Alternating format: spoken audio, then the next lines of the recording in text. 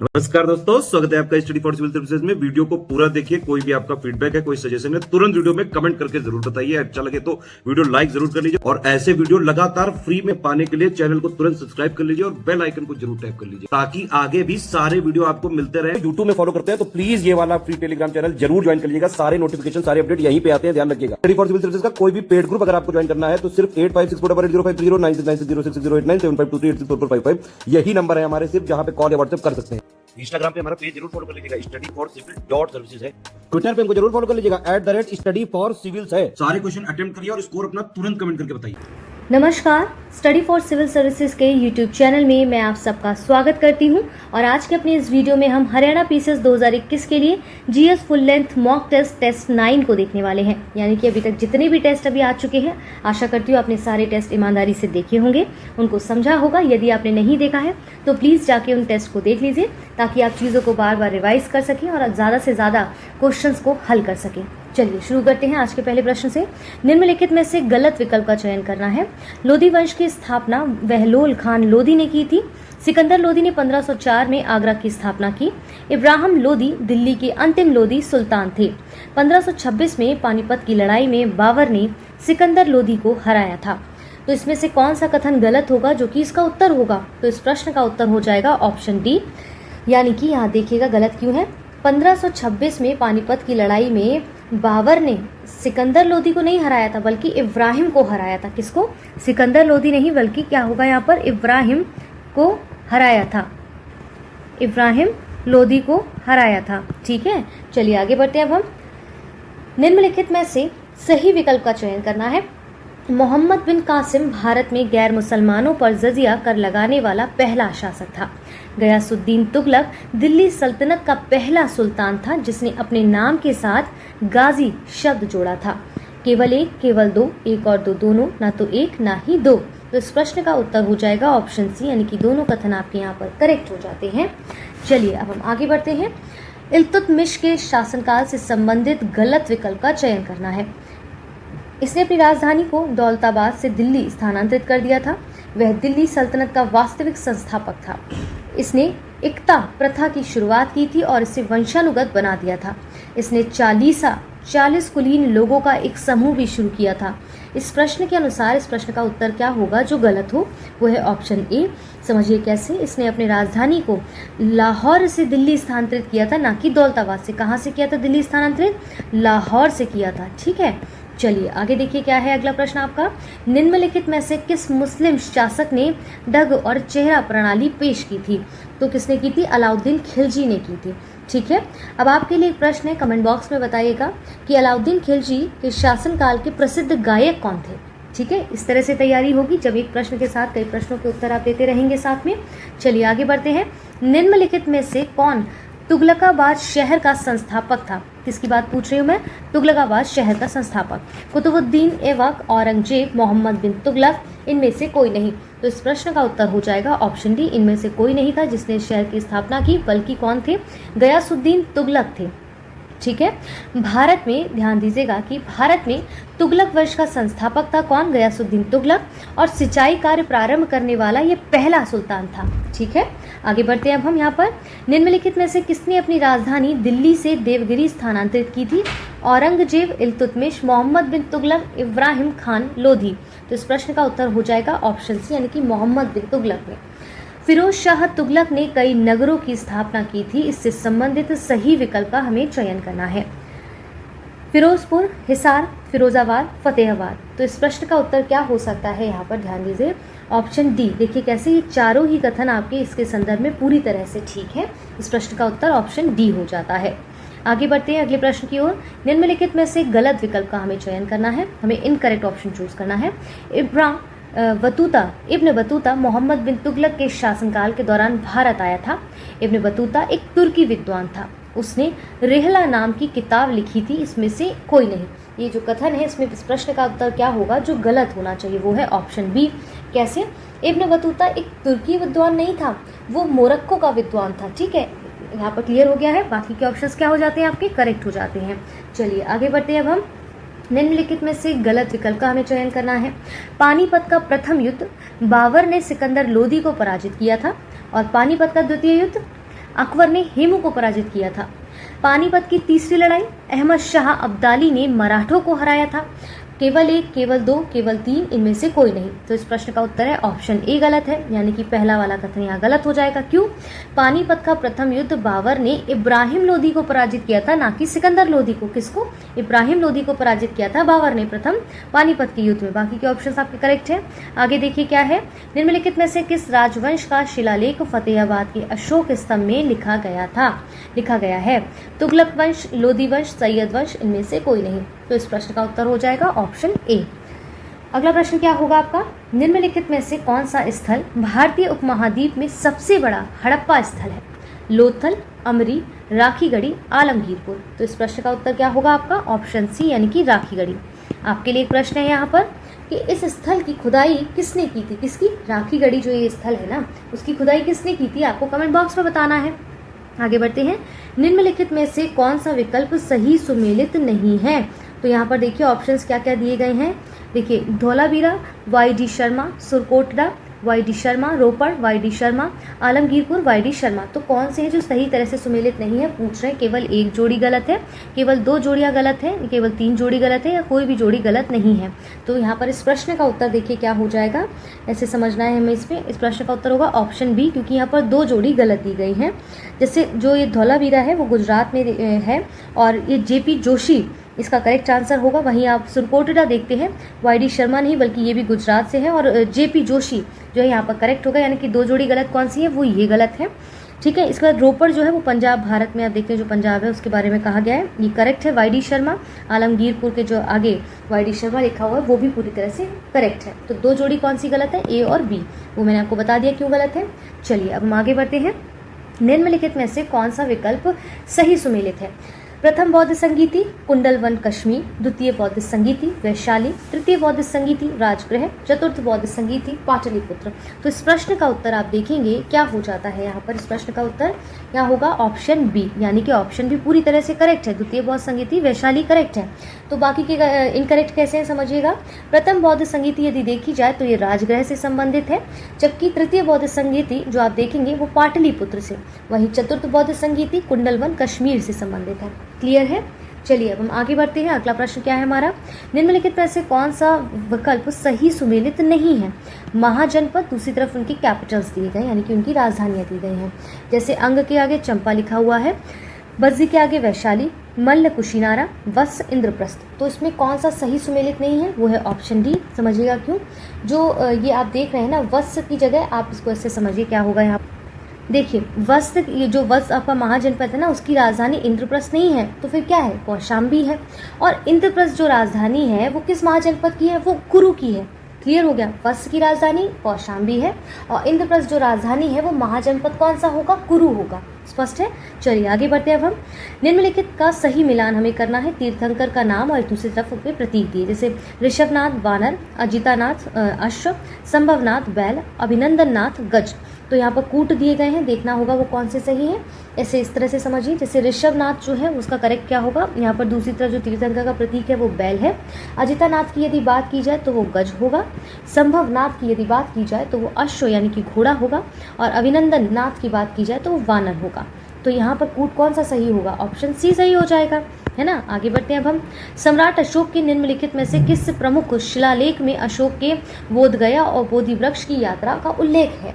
तो यहाँ पर ऑप्शन सी, यानी कि प्रमुख शिलालेख जो 8 है उसमें इस तरह के जो बोधि वृक्ष की यात्रा का उल्लेख अशोक के बोध गया में किया गया है। ठीक है, आगे बढ़ते हैं। निम्नलिखित में से किस वेद में गोत्र शब्द का उल्लेख किया गया है? ऋग्वेद, सामवेद, यजुर्वेद, अथर्ववेद। तो यहाँ पर इस प्रश्न का उत्तर क्या हो जाएगा? अथर्ववेद। ठीक है, आगे बढ़ते हैं अब हम। निम्नलिखित में से कौन सी रचनाएं विशाखा दत्त, ठीक है, विशाख दत्त द्वारा लिखी गई है? किसके द्वारा? विशाख दत्त द्वारा। मुद्रा राक्षस, देवी चंद्रगुप्तम, काव्य दर्शन, दशा कुमारी चरित। तो इस प्रश्न का उत्तर क्या होगा यहाँ पर? ऑप्शन ए हो जाएगा। क्यों? जो विशाख दत्त के द्वारा जो लिखा गया रचनाएं हैं वो कौन कौन सी है? मुद्रा राक्षस और देवी चंद्रगुप्तम है। जबकि आप देखेंगे जो नीचे के दो ऑप्शन से दिए गए ना, काव्य दर्शन और दशा कुमार चरित, वो है दंडन के द्वारा लिखे गए हैं। ठीक है, आ रहा है ना समझ में चीजें। चलिए अब हम आगे बढ़ते हैं। अगला प्रश्न है, निम्नलिखित में से कौन प्रार्थना समाज से संबंधित नहीं था? आत्माराम पांडुरंग, गोविंद राणाडे, आर.जी. भंडारकर, इनमें से कोई नहीं। तो इस प्रश्न का उत्तर क्या हो जाएगा? Option D. ठीक है, यहाँ पर इनमें से कोई नहीं क्यों बोला गया है? देखिए, आप हमें बताइए कि ये प्रार्थना जो समाज है वो कब और कहाँ स्थापना हुई थी इसकी। ठीक है, कब और स्थापना यहाँ पर हुई थी आपको बताना होगा। आप समझ गए यहाँ पर क्या होगा? देखिए, प्रार्थना समाज से संबंधित नहीं था, जबकि आप देखेंगे तीनों संबंधित थे। तो इस प्रश्न का उत्तर ऑप्शन डी हो गया इसीलिए। और जो मैंने आपसे प्रश्न पूछा वो क्या पूछा है कि ये जो प्रार्थना समाज है ना वो कब और कहाँ इसकी स्थापना हुई थी। स्पष्ट हो रहा है? चलिए आगे बढ़ते हैं अगले प्रश्न की ओर। क्या है नेक्स्ट? देखिए, मूल शंकर ने 1875 में बंबई में निम्नलिखित में से किस संगठन की स्थापना की थी? सेवा सदन, आर्य समाज, देव समाज या सेवा समिति? तो इस प्रश्न का उत्तर क्या हो जाएगा? आर्य समाज की स्थापना की थी 1875 में मूल शंकर ने बंबई में। ठीक है, चलिए निम्नलिखित में से किसने 1916 में शुरू हुए जस्टिस पार्टी मूवमेंट का नेतृत्व नहीं किया था? तो किसने नहीं किया था? वो है सीवी रमन पिल्लई ने इस मूवमेंट का नेतृत्व नहीं किया था, बाकी में किया गया था। चलिए देख लेते हैं आगे क्या है अपना अगला प्रश्न। निम्नलिखित में से कौन सा विकल्प सही सुमेलित है? राष्ट्र जो गुफ्तार समाचार पत्र है वो दयाल सिंह मजीठिया, सोम प्रकाश समाचार पत्र द्वारकानाथ विद्याभूषण, इंडियन मिरर समाचार पत्र दादा भाई नौरोजी, ट्रिब्यून समाचार पत्र देवेंद्रनाथ टैगोर? तो इस प्रश्न का उत्तर क्या हो जाएगा आपका? जो सही है वो है ऑप्शन बी, यानी कि सोम प्रकाश समाचार पत्र द्वारकानाथ विद्याभूषण के द्वारा ही लाया गया था। लेकिन बाकी के यदि देखें, जैसे राष्ट्र गुफ्तार समाचार पत्र दादा भाई नौरोजी के द्वारा, वहीं इंडियन मिरर समाचार पत्र देवेंद्र टैगोर के द्वारा, ट्रिब्यून समाचार पत्र यदि देखा जाए तो दयाल सिंह मजीठिया के द्वारा लाया गया था। ठीक है, आगे बढ़ते हैं अब हम। निम्नलिखित को कालानुक्रमिक क्रम में व्यवस्थित करना है, इसको क्रोनोलॉजिकल जो ऑर्डर है उसमें लगाना है। जैसे काकोरी ट्रेन डकैती की यदि बात की जाए तो 1925 में हुआ था ये डकैती। ठीक है, इसके बाद केरल में जो मोपला विद्रोह हुआ था वो कब हुआ था? 1921 में। बात की जाए चौरी चौरा की घटना की तो वो कब हुआ था? आप देखेंगे 5 फरवरी 1922 को हुआ था। ठीक है, जलियांवाला बाग हत्याकांड 1919 में। तो यहाँ पर सही क्रम इसका क्या होना चाहिए? वो होगा ऑप्शन ए। समझ आ रहा है? इस तरह से इसमें दिया गया है इसका उत्तर। चलिए यहाँ पर ये होगा। आगे बढ़ते हैं अब हम। एसपी सिन्हा को निम्नलिखित में से किस वाइसराय के शासनकाल में बिहार का राज्यपाल नियुक्त किया गया था? Lord Chelmsford, Lord Curzon, Lord reading, Lord Irwin? तो इस प्रश्न का उत्तर हो जाएगा ऑप्शन ए, यानी कि लॉर्ड चेम्सफोर्ड द्वारा राज्यपाल बिहार का नियुक्त किया गया था। आगे बढ़ते हैं अब हम।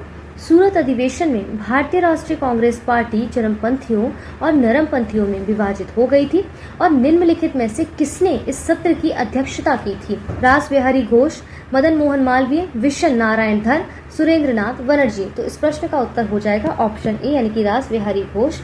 आप हमें यहाँ पर कमेंट बॉक्स में बताना चाहेंगे कि सूरत अधिवेशन कब आयोजित हुआ था। ठीक है, आगे बढ़ते हैं अब हम। निम्नलिखित में से कौन सी नदी भारत की एकमात्र नदी है जो कर्क रेखा को 2 बार काटती है? कितनी बार? 2 बार काटती है। नर्मदा नदी, सतलुज नदी, घाघरा नदी? इनमें से कोई नहीं। तो ऑप्शन डी, इनमें से कोई नहीं नदी ऐसी है जो कर्क रेखा को एकमात्र जो नदी हो जो एक कर्क रेखा को 2 बार काटती है। कौन सी नदी होगी फिर? देखिए, माही नदी है जो भोपाल को यानी कि एमपी में और उसका गांधीनगर यानी कि गुजरात में ये नदी जो है वो कर्क रेखा को 2 बार काटती है। ठीक है, आगे बढ़ते हैं अब हम। निम्नलिखित में से कौन सा विकल्प सही सुमेलित नहीं है? सतपुड़ा पर्वतमाला की सबसे ऊंची चोटी धूपगढ़ है, अरावली पर्वतमाला की सबसे ऊंची चोटी गुरु शिखर है, पश्चिमी घाट की सबसे ऊंची चोटी मुलायन गिरी है, पूर्वी घाट की सबसे ऊंची चोटी महेंद्रगिरी है? तो इस प्रश्न का उत्तर क्या होगा? ऑप्शन सी हो जाएगा। क्यों? क्योंकि पश्चिम घाट की सबसे ऊंची चोटी आपकी क्या है? अनाई मुड़ी है। मुलायन गिरी नहीं बल्कि अनाई मुड़ी है। क्लियर हो गया है? चलिए अब हम आगे बढ़ते हैं। निम्नलिखित में से गलत विकल्प का हमें चयन करना है। मोरनी पहाड़ियां हरियाणा, पारसनाथ पहाड़ियां झारखंड, पचमलाई पहाड़ियां तमिलनाडु, बाबा वदुनगिरी पहाड़ियां केरल? तो इस प्रश्न का उत्तर क्या हो जाएगा? यहाँ पर ऑप्शन डी गलत होगा इस प्रश्न के अनुसार। इस प्रश्न का उत्तर क्यों? क्योंकि बाबा वदुनगिरी पहाड़ियां केरल नहीं बल्कि यहाँ पर क्या होगा? कर्नाटक होगा। ठीक है, चलिए अगले प्रश्न की ओर बढ़ते हैं। निम्नलिखित में से गलत विकल्प इनकरेक्ट ऑप्शन चूज करना है। चांगला दर्रा यह लद्दाख को तिब्बत से जोड़ता है। शिवकिला दर्रा, दर्रा क्या होता है? 2 जो पहाड़ियां हैं उनके बीच का जो रास्ता होता है वो दर्रा होता है। ये हिमाचल प्रदेश और तिब्बत को जोड़ता है। देखिए, नाथुला दर्रा फिर क्या होता है? ये उत्तराखंड को तिब्बत से जोड़ता है। वोमजिला दर्रा यह अरुणाचल प्रदेश को भूटान से जोड़ता है। तो इस प्रश्न के अनुसार इस प्रश्न का उत्तर जो हो वो गलत होना चाहिए, तो वो है ऑप्शन सी गलत। क्यों? देखिए ये जो उत्तराखंड को तिब्बत से जोड़ता जो दर्रा है ना, वो आपका होगा यहाँ पर माना दर्रा। ठीक है, अगर नाथुला दर्रा की बात की जाए तो ये सिक्किम को तिब्बत से जोड़ता है, ना कि उत्तराखंड को तिब्बत से। क्लियर है? तो इस प्रश्न का उत्तर ऑप्शन सी हो जाएगा। आइए, निम्नलिखित में से किस नदी का उद्गम स्थल मध्य प्रदेश राज्य के बैतूल जिले में है? गोदावरी नदी, तापी नदी, कृष्णा नदी, नर्मदा नदी। तो इस प्रश्न का उत्तर क्या हो जाएगा आपका? ऑप्शन बी हो जाएगा। ठीक है, यहाँ पर देखते हैं जैसे गोदावरी नदी जो है वो नासिक यानी कि महाराष्ट्र जो है उस वहाँ से निकलती है, उसका ये उद्गम स्थान है। और अगर तापी नदी की बात की जाए तो बैतूल जिला एमपी जैसा कि इसमें दिया गया है। कृष्णा नदी की बात की जाए तो महाराष्ट्र में महाबलेश्वर से। और नर्मदा नदी देखा जाए तो अमरकंटक पठार यानी कि एमपी की बात की जा रही, वहाँ उसका उद्गम स्थान है। चलिए आगे बढ़ते हैं। निम्नलिखित में से गलत विकल्प का हमें चयन करना है। एक तरफ स्टेट और दूसरी तरफ उनके ट्राइब्स दिए गए हैं। आंध्र प्रदेश थोटी जनजाति, पश्चिम बंगाल टोटो जनजाति, ओडिशा कुटिया कोंध जनजाति, तमिलनाडु बिरहोर जनजाति। तो इस प्रश्न का उत्तर क्या होगा आपका? जो गलत होना चाहिए वो है ऑप्शन डी। यहाँ पर जो बिरहोर जनजाति है वो तमिलनाडु की नहीं बल्कि मध्य प्रदेश की है। ठीक है, बाकी के ऑप्शंस आपके पूरी तरह करेक्ट हैं। आगे बढ़ते हैं। निम्नलिखित में से कौन सा विकल्प सही सुमेलित है? ब्लू फ्लैग प्रमाणित समुद्र तटों से संबंधित, कप्पड़ समुद्र तट केरल, कासरकोड समुद्र तट तमिलनाडु, कोवलम समुद्र तट कर्नाटक, इडन समुद्र तट पश्चिम बंगाल। तो इस प्रश्न का उत्तर क्या हो जाएगा? यहाँ पर ऑप्शन ए हो जाएगा। ठीक है, देखिए समझिए कैसे, बाकी की गलत क्यों है। जैसे कासरकोड जो समुद्र तट है वो कर्नाटक से संबंधित है यहाँ पर। ठीक है, ये करेक्ट है। कोवलम समुद्र तट की बात की जाए तो तमिलनाडु से। इसके बाद ईडन समुद्र तट पश्चिम बंगाल नहीं होगा, बल्कि देखिए यहाँ क्या होगा, ये आपका यहाँ हो जाएगा पुडुचेरी होगा। ठीक है, पुडुचेरी होगा। देखिए पुडुचेरी होगा, मतलब कि आप देखिए ये जो ऑप्शंस दिए गए हैं। चलिए आगे बढ़ते हैं। अब हम निम्नलिखित में से गलत विकल्प का चयन करना है। देखिए सीपत ताप विद्युत संयंत्र छत्तीसगढ़, बरौनी ताप विद्युत संयंत्र बिहार, सिक्का ताप विद्युत संयंत्र गुजरात, झारसुगुड़ा ताप विद्युत संयंत्र कर्नाटक। इस प्रश्न का उत्तर आपका हो जाएगा ऑप्शन डी, क्योंकि जो झारसुगुड़ा ताप विद्युत संयंत्र है वो कर्नाटक नहीं बल्कि कहाँ पर है? ये ओडिशा में है। ठीक है, चलिए आगे बढ़ते हैं। अब हम भारतीय संविधान की ये विशेषता राष्ट्रपति पर महाभियोग निम्नलिखित में से किस देश से ली गई है? ऑस्ट्रेलिया, आयरलैंड, रशिया या इनमें से कोई नहीं। तो ऑप्शन डी यानी कि इनमें से किसी से नहीं ली गई। तो किससे ली गई है? आप देखेंगे अमेरिका, जो अमेरिकी संविधान है ना, उससे इस जो महाभियोग की जो यहाँ पर जो विशेषता है वो उससे ली गई है। ठीक है, चलिए आगे बढ़ते हैं। अब हम निम्नलिखित में से कौन सी भाषा 2003 के 52वें 92 सेकेंड जो संशोधन अधिनियम है उसके द्वारा 8वीं अनुसूची में इसको शामिल नहीं किया गया था? डोंगरी, कोंकणी, मैथिली, संथाली। तो कोंकणी को इसमें शामिल नहीं किया गया था। ठीक है, आगे बढ़ते हैं। अब हम निम्नलिखित में से किसने 29 अगस्त 1947 को गठित प्रारूप समिति में डीपी खेतान की जगह ली थी, जिनकी 1948 में मृत्यु हो गई थी? तो यहाँ पर क्या होगा इस प्रश्न का उत्तर? एन गोपाल स्वामी अयंगर दिया गया है, अल्लादी कृष्ण स्वामी अय्यर दिया गया है, इसके बाद डॉक्टर के एम मुंशी और ऑप्शन डी इनमें से कोई नहीं। तो इस प्रश्न का उत्तर आपका क्या हो जाएगा यहाँ पर? ऑप्शन डी यानी कि इनमें से कोई नहीं। तो करेक्ट क्या होगा? टी जो कृष्णमाचारी हैं ने 29 अगस्त 1947 को गठित प्रारूप समिति में डीपी खेतान की जगह ली थी, जिनकी 1948 में मृत्यु हो गई थी। ठीक है, किसने ली थी? टी कृष्णमाचारी ने। चलिए आगे बढ़ते हैं। निम्नलिखित में से कौन सा विकल्प सही सुमेलित नहीं है? तो अनुच्छेद 17 अस्पृश्यता का उन्मूलन, अनुच्छेद 18 उपाधियों का उन्मूलन, अनुच्छेद 26 धार्मिक मामलों के प्रबंध की स्वतंत्रता, अनुच्छेद 51 मौलिक कर्तव्य। तो इस प्रश्न का उत्तर आप देखेंगे ऑप्शन डी हो जाता है, क्योंकि मौलिक कर्तव्य आप देखते हैं 51A में दिया गया है। ठीक है, आर्टिकल 51A में दिया गया है, ना कि 51 में। मैं स्पष्ट तरीके से लिख देती हूँ, 51A में दिया गया आर्टिकल। चलिए आगे बढ़ते हैं। अब हम निम्नलिखित में से कौन सा विषय भारतीय संविधान की संघ सूची के अंतर्गत आता है? किसके अंतर्गत? संघ सूची के अंतर्गत। रोजगार, वन्य जीव का संरक्षण यानी कि protection of wild life, agriculture और इनमें से कोई नहीं, नन ऑफ दीज अबव। तो इस प्रश्न का उत्तर हो जाएगा आपका ऑप्शन डी, इनमें से कोई नहीं। समझिए कैसे। रोजगार और जो आपका प्रोटेक्शन ऑफ वाइल्ड लाइफ है यानी कि वन्य जीवों का संरक्षण वो संवर्ती सूची का विषय है, और कृषि किसका विषय है? राज्य सूची का विषय है। तो यहाँ पर संघ सूची पूछा गया, तो इनमें से संघ सूची का कोई विषय नहीं है, इसलिए ऑप्शन डी करेक्ट है। आइए, निम्नलिखित में से कौन से राज्य 1986 में गठित रावी और व्यास जल विवाद न्यायाधिकरण के अंतर्गत आते हैं? पंजाब, हरियाणा, गुजरात, उत्तराखंड। और यहाँ पर कुछ ऑप्शंस आपको पूछ दिए गए हैं, वो इस प्रश्न का उत्तर क्या होगा यहाँ पर? पंजाब और हरियाणा यहाँ पर करेक्ट है, यानी कि option A is the correct answer. चलिए अब हम आगे बढ़ते हैं। निम्नलिखित में से किस अधिनियम के अंतर्गत लोकसभा और राज्य विधानसभा चुनावों के लिए मतदान की आयु 21 वर्ष से घटाकर 18 वर्ष कर दी गई थी? तो यहाँ पर 61वां संशोधन अधिनियम 1989, 62 संशोधन अधिनियम 1989, 63 संशोधन अधिनियम 1989 या 64 संशोधन अधिनियम 1990। तो इस प्रश्न का उत्तर हो जाएगा ऑप्शन ए यानी कि 61 अमेंडमेंट जो एक्ट है वो 1989 इज द करेक्ट आंसर। निम्नलिखित में से कौन सा विकल्प सही सुमेलित नहीं है? एक तरफ राज्य दिए गए हैं, दूसरी तरफ जीआई टैग प्राप्त उसके उत्पाद यानी कि प्रोडक्ट्स दिए गए हैं। देखिए काला चावल मणिपुर और डिंडीगुल ताले। देखिए काला चावल क्या था? मणिपुर, डिंडीगुल ताले तमिलनाडु, इडू मिश्मी टेक्सटाइल्स अरुणाचल प्रदेश, पलानी पंचमीर्थम कर्नाटक। तो यहाँ पर कौन सा इस प्रश्न का उत्तर होगा वो हमें देखना है।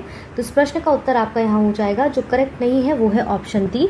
देखिए ये पता चल गया इस प्रश्न का उत्तर ऑप्शन डी है। इसको ऐसे समझिए, ये जो पलानी जो पंचमीर्थम जो आप देखेंगे यहाँ पर क्या देखना है।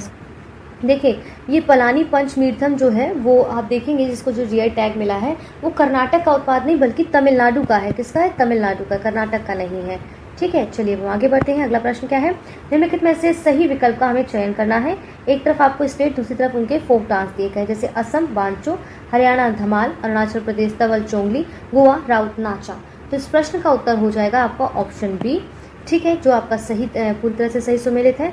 असम की बात की जाए तो उसका लोक नृत्य होगा तवल चोंगली, और अरुणाचल प्रदेश की बात की जाए तो वांचो, और गोवा की बात की जाए तो आप देखेंगे ये जो राउत नाचा है ना वो आपका छत्तीसगढ़ राज्य का लोक नृत्य है। ठीक है, छत्तीसगढ़ राज्य का लोक नृत्य है, ना कि गोवा का। स्पष्ट हो रहा है? चलिए हम आगे बढ़ते हैं। निम्नलिखित में से गलत विकल्प का चयन करें। अंतर्राष्ट्रीय संगठन और दूसरी तरफ उनके मुख्यालय दिए गए हैं। एमनेस्टी, यहाँ पर देखिए क्या है? Amnesty International London, Asia Pacific economics corporation London, Commonwealth of Nations London and International Maritime Organization London. तो इस प्रश्न का उत्तर क्या हो जाएगा? यहाँ पर जो गलत होना चाहिए वो है ऑप्शन बी। क्यों गलत है? एशिया प्रशांत आर्थिक सहयोग जो अंतर्राष्ट्रीय इंटरनेशनल ऑर्गेनाइजेशन है उसका हेडक्वार्टर लंदन नहीं बल्कि क्या है? सिंगापुर है। ठीक है, बाकी के ऑप्शन आपके करेक्ट हैं। आइए आगे बढ़ते हैं। निम्नलिखित में से कौन सा विकल्प सही सुमेलित नहीं है? 10 दिसंबर विश्व मानवाधिकार दिवस, विश्व खाद्य दिवस 31 मई, विश्व ओजोन दिवस 16 सितंबर, विश्व जनसंख्या दिवस यानी कि वर्ल्ड पॉपुलेशन डे 11 जुलाई। तो इस प्रश्न का उत्तर क्या हो जाएगा? Option B. क्यों? क्योंकि विश्व खाद्य दिवस 13 मई को नहीं होता बल्कि 16 अक्टूबर को मनाया जाता है विश्व खाद्य दिवस। ठीक है, आगे बढ़िए। निम्नलिखित में से किस अंतर्राष्ट्रीय संगठन द्वारा वैश्विक वेतन रिपोर्ट प्रकाशित की जाती है? अंतर्राष्ट्रीय मुद्रा कोष, world bank, world economic forum या नन ऑफ द अबव। तो इस प्रश्न का उत्तर हो जाएगा आपका यहाँ पर ऑप्शन डी। क्यों होगा? क्योंकि देखिए ये जो वैश्विक वेतन रिपोर्ट जो प्रकाशित की जाती है वो अंतर्राष्ट्रीय श्रम संगठन के द्वारा इसको प्रकाशित किया जाता है। ठीक है, यहाँ पर वो ऑप्शन दिया नहीं गया था। इस प्रश्न का उत्तर तो आपका कुछ और ही है, यानी कि अंतर्राष्ट्रीय श्रम संगठन है। तो इसको थोड़ा हम डिटेल में समझते हैं।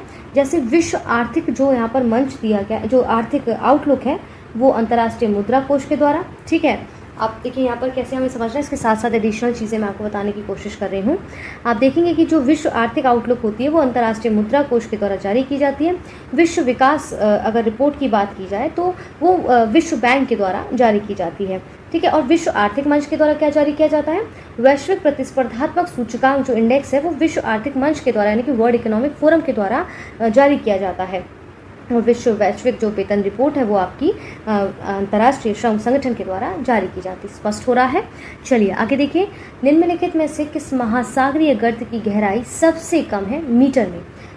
मिंडा नाव गर्त, प्यूटो रिको गर्त, अटकामा गर्त और रोमांचे गर्त। तो इस प्रश्न का उत्तर क्या हो जाएगा? ऑप्शन डी यानी कि रोमांचे गर्त। ठीक है, आगे देखिए।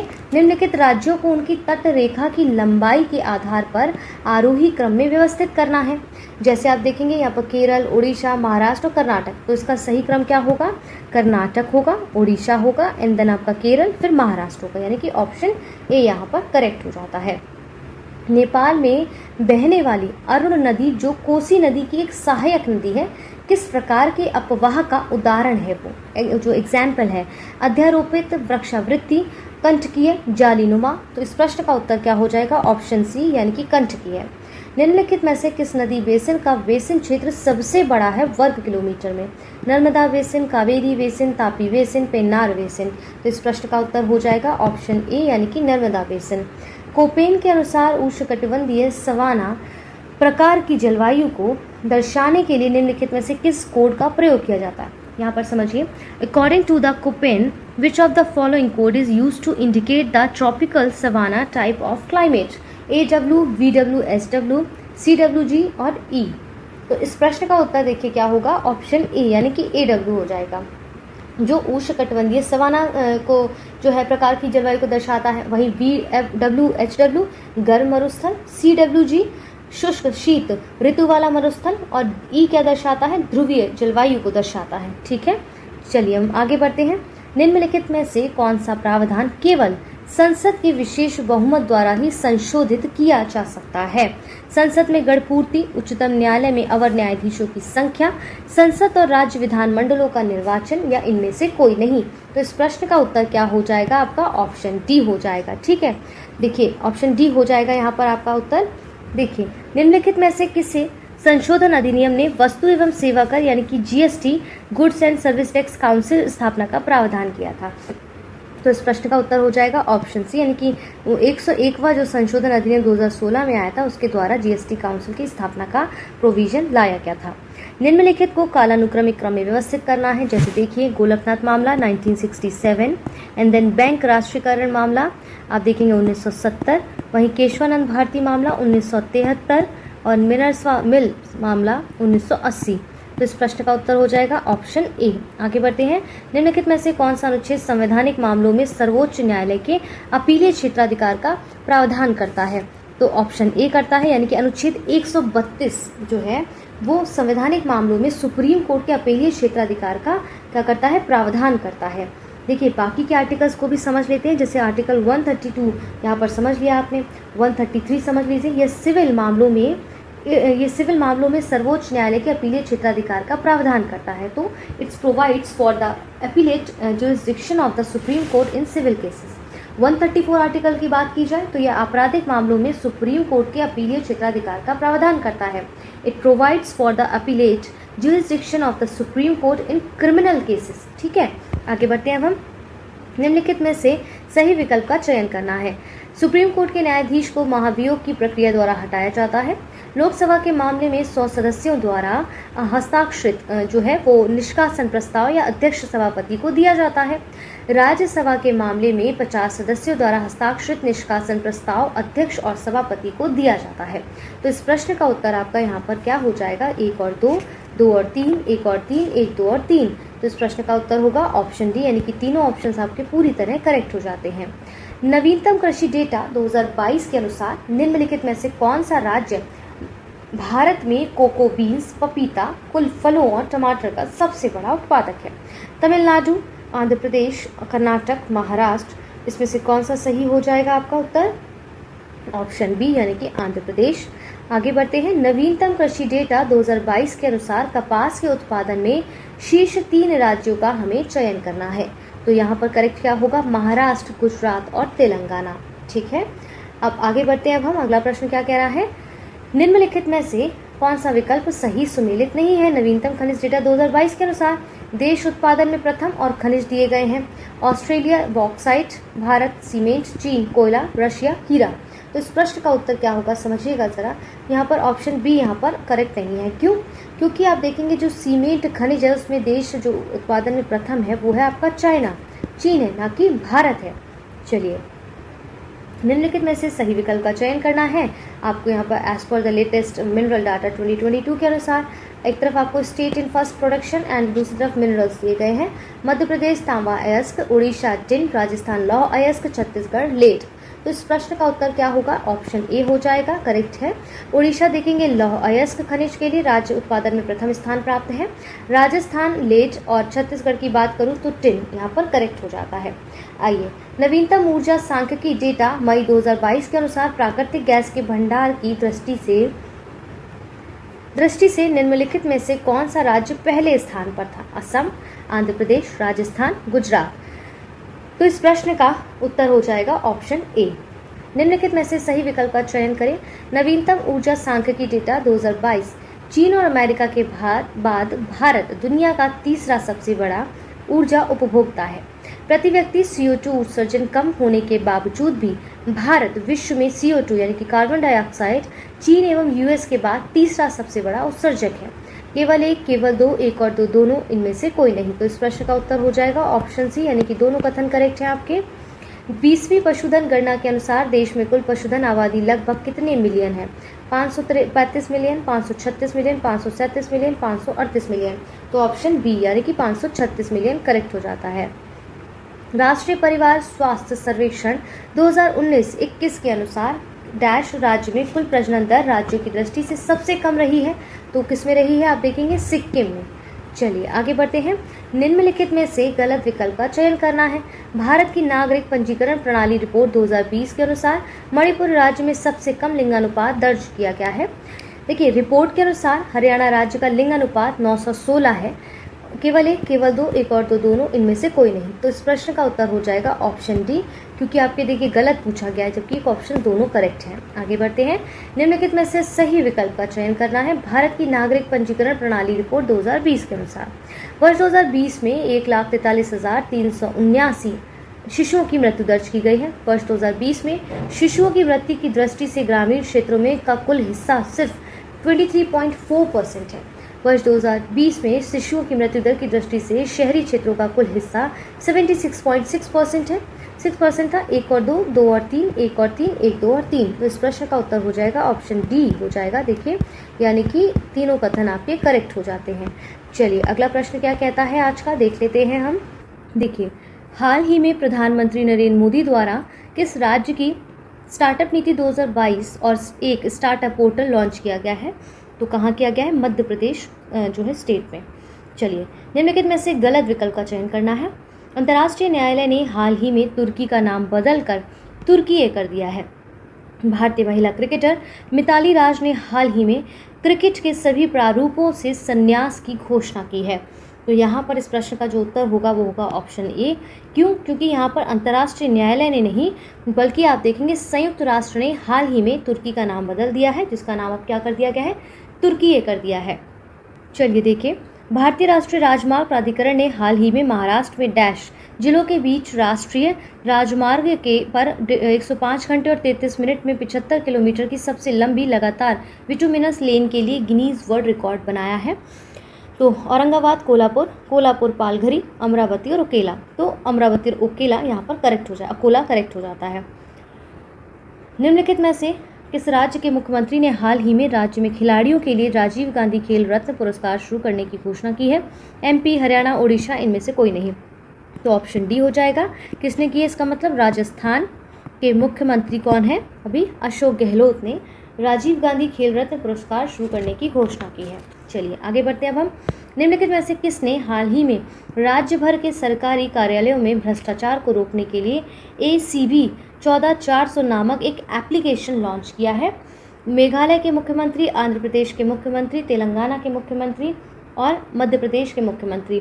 तो इस प्रश्न का उत्तर हो जाएगा ऑप्शन बी।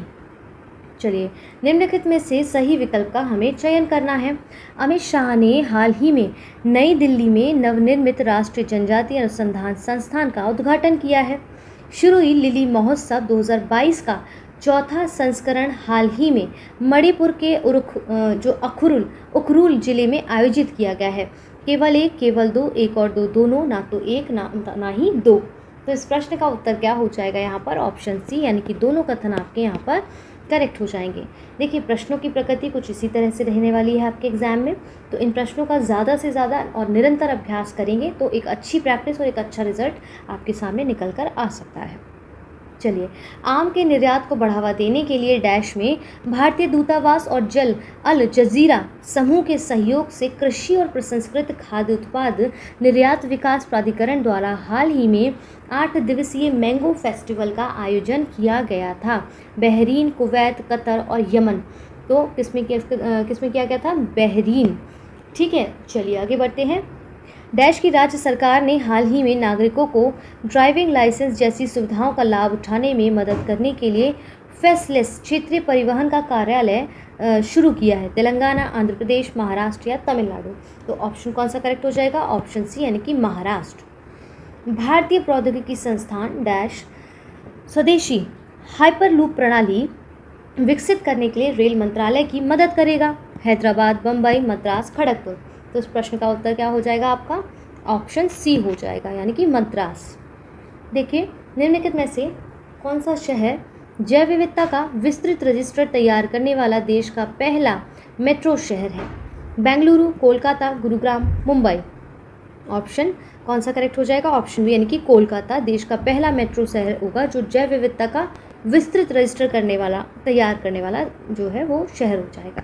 चलिए, निम्नलिखित में से कौन सा विकल्प सही सुमेलित नहीं है?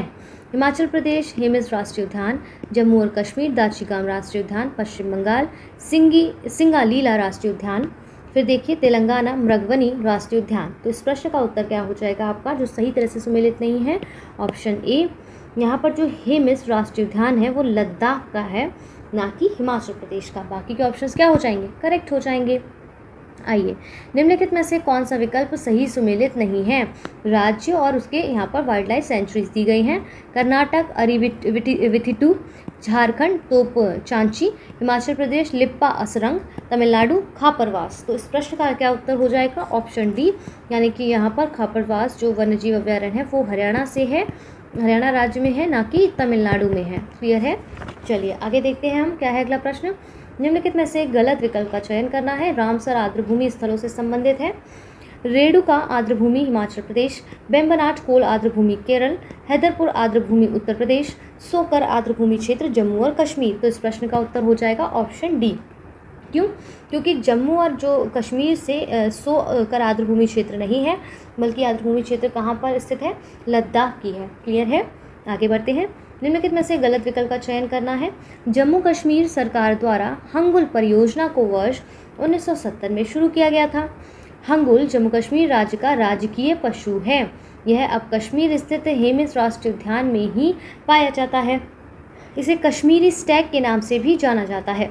इस प्रश्न का उत्तर हो जाएगा ऑप्शन सी। देखिए, हेमिस राष्ट्रीय उद्यान में ही नहीं बल्कि दाचीगाम राष्ट्रीय उद्यान में ही पाया जाता है। ठीक है, आगे बढ़ते हैं। निम्नलिखित में से कौन सा विकल्प सही सुमेलित नहीं है? अगस्त्यमलाई जैव मंडल आगार तमिलनाडु, नीलगिरी जैव मंडल आगार आंध्र प्रदेश या तेलंगाना, नोकरेक जैव मंडल आगार मेघालय, अचान कमार अमरकंटक जैव मंडल आगार छत्तीसगढ़? तो इस प्रश्न का उत्तर क्या हो जाएगा यहाँ पर? Option B. समझिएगा कैसे। जो ये आप देख रहे हैं नीलगिरी जैव मंडल आगार जो है वो तेलंगाना आंध्र प्रदेश नहीं बल्कि केरल, कर्नाटक और तमिलनाडु है। ठीक है, बाकी के ऑप्शंस आपके करेक्ट हो जाते हैं। आइए, निम्नलिखित में से ये निम्नलिखित का सही मिलान करना है। एक तरफ आपको मेटल और एक तरफ ओर दिए, इनके अयस्क दिए गए हैं। जैसे देखिए यहाँ पर समझना होगा, जैसे टिन क्या होगा करेक्ट यहाँ पर, उसका अयस्क कैसीटेराइट। ठीक है, सिल्वर का क्या होगा? अर्जेटाराइट, और जिंक का क्या होगा? स्मिथ सोनाइट, और कॉपर एजोराइट। तो इस प्रश्न का उत्तर क्या हो जाएगा? ऑप्शन बी हो जाएगा। क्लियर है? आगे बढ़ते हैं। निम्नलिखित में से शीर्ष 2 अभिक्रियाशील धातुओं का हमें चयन करना है। जस्ता, लोहा, टिन, लेड और हाइड्रोजन। तो इस प्रश्न का उत्तर क्या हो जाएगा? यहाँ पर जो 2 अभिक्रियाशील धातुओं का हमें करेक्ट चूज करना है तो वो हो जाएंगे ऑप्शन ए यानी कि जिंक और आयरन। बाकी की और अगर आप देखें तो टिन होगा, फिर लेड आएगा, फिर हाइड्रोजन आएगा। ठीक है, देखिए आगे देखिए क्या है अगला प्रश्न। निम्नलिखित में से सही विकल्प का चयन करें। सोडियम बाइकार्बोनेट का उपयोग अम्ल तत्व नाशक के रूप में किया जाता है। सोडियम बाइकार्बोनेट इनो का प्रमुख घटक है। जब इनो को पानी में डाला जाता है तो हाइड्रोजन गैस के कारण बुलबुले बनते हैं। 1 और 2, 2 और 3, 1 और 3, 1, 2 और 3। तो इस प्रश्न का उत्तर क्या हो जाएगा जो सही होना चाहिए? ठीक है, तो यहाँ पर ऑप्शन ए यानी कि पहला और दूसरा तो करेक्ट है, तीसरा गलत क्यों है समझिएगा। जब इनो को पानी में डाला जाता है ना तो हाइड्रोजन गैस के कारण बुलबुले नहीं होते हैं बल्कि कार्बन डाइऑक्साइड के कारण यहाँ पर बुलबुले उठते हैं। ठीक है, आइए निम्नलिखित में से गलत विकल्प का चयन करना है। तारों का टिमटिमाना अपवर्तन यानी कि रिफ्रैक्शन, हीरो का चमकना पूर्ण आंतरिक परावर्तन यानी कि shining of diamond total internal reflection, आकाश एवं समुद्र का नीला रंग विवर्तन यानी कि डिफ्रैक्शन की बात कर रहा है, साबुन के बुलबुले का रंग बिरंगा दिखना व्यतिकरण यानी कि इंटरफेरेंस की बात कर रहा है। तो इस प्रश्न का उत्तर क्या हो जाएगा आपका यहाँ पर? ऑप्शन सी हो जाएगा। क्यों? क्योंकि आकाश एवं समुद्र का जो नीला रंग है ना वो विवर्तन के कारण नहीं बल्कि प्रकीर्णन के कारण होता है। ठीक है, आगे बढ़ते हैं अब हम। निम्नलिखित में से कौन सा रोग ऑक्सीजन की कमी और कार्बन डाइऑक्साइड की अधिकता के कारण होता है? तो वो होता है आलू का ब्लैक हार्ट रोग जो है वो ऑक्सीजन की कमी और कार्बन डाइऑक्साइड की अधिकता के कारण होता है। ठीक है, बाकी की यदि हम चाहें तो यहाँ पर देख सकते हैं ताकि आप और अच्छे से समझ सकें चीज़ों को। देखिए कैसे, जो आपका यहाँ पर चुकंदर का हार्ट रोग है ना, देखिए वो किसके कारण? बेरॉन की कमी के कारण होता है। फूलगोभी का ब्राउनिंग रोग बेरॉन की कमी के कारण, फूलगोभी का बटिंग रोग नाइट्रोजन की कमी के कारण, और आलू का ब्लैक हार्ट रोग ऑक्सीजन की कमी और कार्बन डाइऑक्साइड यानी कि CO2 की अधिकता के कारण होता है। क्लियर है? चलिए, निम्नलिखित में से कौन सा एक ग्रोथ हार्मोन है जो बौनेपन के रोग को नियंत्रित करने में मदद करता है? सोमैटोस्टेटिन, इसके बाद इंटरफेरॉन, लिम्फोकाइंस और कॉसिल्टोनिन। तो इस प्रश्न का उत्तर यहाँ पर क्या हो जाएगा? देखिए ऑप्शन ए हो जाएगा इस प्रश्न का उत्तर। इसको और थोड़ा डिटेल में समझ लेते हैं हम यहाँ पर। देखिए जो सोमैटोस्टेटिन है यह एक क्या है? ये ग्रोथ हार्मोन है जो बौनेपन की बीमारी को नियंत्रित करने में मदद करता है। बौनेपन की जो बीमारी है, यहाँ पर देखिए इसको इस तरह समझिए कि जो बौनेपन की बीमारी है उसमें आपको यहाँ पर देखने को मिलता है, मदद करता है। अगर इंटरफेरॉन की बात की जाए तो वायरल संक्रमण को रोकने में मदद करता है, और लिम्फोकाइंस की बात की जाए तो प्रतिरक्षा प्रणाली यानी कि इम्यून सिस्टम को जो है वो मजबूत करने में मदद करता है। कैसिल जो टोनिन है वो रिकेट्स के उपचार में मददगार साबित होता है। चलिए आगे देखते हैं अब हम। हरियाणा आर्थिक सर्वेक्षण 2021-22 के अनुसार दिसंबर 2021 में हरियाणा में ग्रामीण उपभोक्ता मूल्य सूचकांक क्या है? तो इस प्रश्न का उत्तर आप देखेंगे क्या हो जाएगा? यहाँ पर ऑप्शन ए हो जाएगा। चलिए, किसानों की सभी प्रकार की गैर कृषि उद्देश्यों की ऋण आवश्यकताओं को पूरा करने के लिए रिवॉल्विंग कैश क्रेडिट योजना के अंतर्गत कितने लाख तक की सीमा प्रदान की जा रही है? तो यहाँ पर 7 लाख तक की। ठीक है, हरियाणा आर्थिक सर्वेक्षण 2021-22 के अनुसार प्रधानमंत्री जन धन योजना के अंतर्गत 30 सितंबर 2021 तक लगभग कितने खाते खोले गए हैं? तो 82.2 लाख खाते खोले गए हैं। प्रधानमंत्री सुरक्षा बीमा योजना के अंतर्गत दुर्घटना में मृत्यु और अपंगता की स्थिति में, समझ रहे हैं आप यहाँ पर, accidental death and disability due to accident की कंडीशन में का बीमा कवर प्रदान किया जाता है हरियाणा आर्थिक सर्वेक्षण 2021-22 के अनुसार 2 लाख रुपए का। चलिए, निम्नलिखित में से कौन सा विकल्प सही सुमेलित नहीं है? प्रधानमंत्री मुद्रा योजना 2015 अप्रैल में आई थी, करेक्ट है ये। प्रधानमंत्री जीवन ज्योति बीमा योजना 2015 1 जून को आई थी, करेक्ट है ये। अटल पेंशन योजना 2015 1 जून को, ये भी करेक्ट है। देखेंगे स्टैंड अप जो इंडिया है वो 2015 नहीं बल्कि अप्रैल 2016 में स्टार्ट हुआ था। ठीक है, तो यहाँ पर इस प्रश्न का उत्तर डी हो जाता है। धान के स्थान पर कपास, बाजरा, खरीफ, दलहन, मक्का, बागवानी सब्जियां जैसी वैकल्पिक फसलें बोने के लिए किसानों को डैश प्रति एकड़ प्रोत्साहन राशि दी जाती है। ये जो इकोनॉमिक सर्वे हरियाणा का 2021-22 के अनुसार पूछा गया है इसके संदर्भ में, तो 7,000 यहाँ पर होता है प्रति एकड़। ठीक है, अंत्योदय आहार योजना के अंतर्गत जून 2021 से हरियाणा राज्य सरकार सरसों के तेल के स्थान पर लाभार्थियों के बैंक खातों में प्रति परिवार यानी कि पर फैमिली कितने रुपए प्रति माह प्रदान कर रही है? तो 250 रुपये प्रति माह प्रदान कर रही है। आगे देखते हैं, हरियाणा राज्य कृषि विपणन बोर्ड का गठन यानी कि the Haryana state agriculture marketing board was formed on को किया गया था। कब किया गया था? 1 नवंबर 1966 को इसका गठन किया गया था। अगला प्रश्न देखिए, निम्नलिखित में से सही विकल्प का चयन करना है। हरियाणा आर्थिक सर्वेक्षण 2021-22 हरियाणा भारत के उन 18 राज्यों और केंद्र शासित प्रदेशों में से एक है जिन्होंने ई नाम पोर्टल लागू किया है। हरियाणा राज्य के 81 है। 81 मंडियों को ई नाम पोर्टल के साथ एकीकृत किया गया है। केवल 1, केवल 2, 1 और 2 दोनों, ना तो 1 ना तो 2। तो इस प्रश्न का उत्तर क्या हो जाएगा यहाँ पर? ऑप्शन सी यानी कि दोनों कथन आपके करेक्ट हैं। हरियाणा सरकार ने किसानों और मजदूरों को डैश की रियायती दर पर भोजन उपलब्ध कराने के लिए 25 स्थानों पर अटल किसान मजदूर कैंटीन स्थापित करने की पहल की है। हरियाणा आर्थिक सर्वेक्षण 2021-22 के अनुसार यहाँ पर कितनी पहल की है? 10 रुपये की। ठीक है, चलिए निम्नलिखित में से गलत विकल्प का चयन करना है। एक तरफ आपको फिजिकल क्वांटिटी, दूसरी तरफ इनके फंडामेंटल यूनिट्स दिए गए हैं।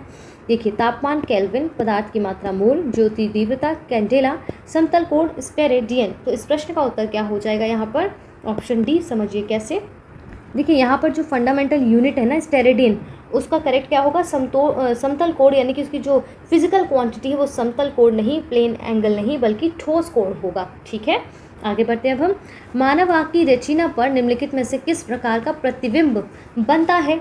वास्तविक तथा उल्टा, आभासी और उल्टा, वास्तविक और सीधा, और वर्चुअल या इरेक्ट यानी कि वास्तविक और सीधा। तो इस प्रश्न का ऑप्शन ए करेक्ट हो जाता है। निम्नलिखित में से किस तत्व की इलेक्ट्रॉन वंधुता सबसे अधिक होती है? Fluorine, chlorine, bromine, iodine. तो इस प्रश्न का उत्तर क्या होगा?